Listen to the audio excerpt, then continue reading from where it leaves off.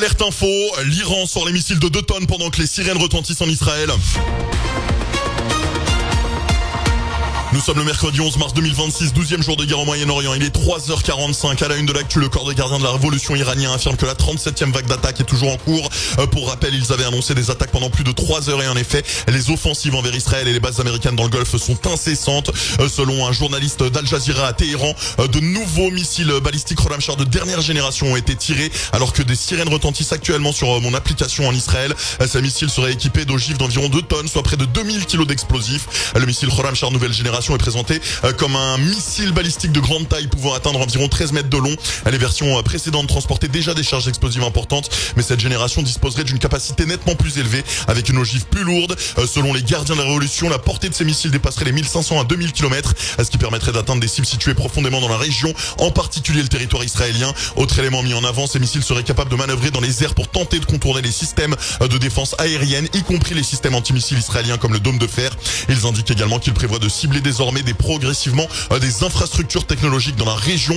Une liste d'entreprises technologiques américaines figure sur cette liste, notamment Google, Amazon et Microsoft. Les installations et bureaux de ces entreprises sont présents dans plusieurs villes de la région, en particulier en Israël, mais également dans certaines villes du Golfe.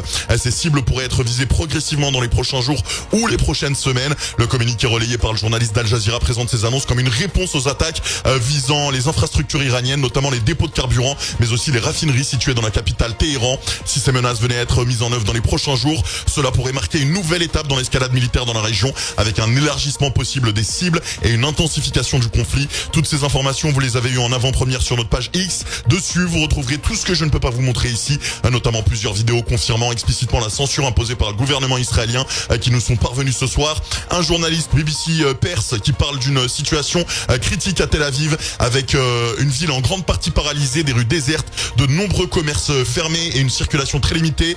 Les images d'un missile attribué au Hezbollah qui aurait frappé une station satellite en Israël, mais également une vidéo d'Israéliens francophones rigolant lors d'interceptions de missiles, des images de bombardements à Beyrouth et une photo d'un missile iranien portant l'inscription en mémoire aux victimes d'Epstein, destiné à être lancé soit sur Israël, soit sur des bases américaines. Rendez-vous sur le lien ci-dessous, www.clair.news, le lien est épinglé en haut du profil. Cliquez sur le bouton X Twitter, vous vous abonnez, vous pensez à activer la cloche pour ne rien louper de l'actu, et puis n'oubliez pas également de nous rejoindre sur Kik, le bouton Ahmed en direct. On suit la situation en live depuis 12 jours non-stop de 15h à 5h du matin. Venez interagir avec moi et me poser toutes vos questions.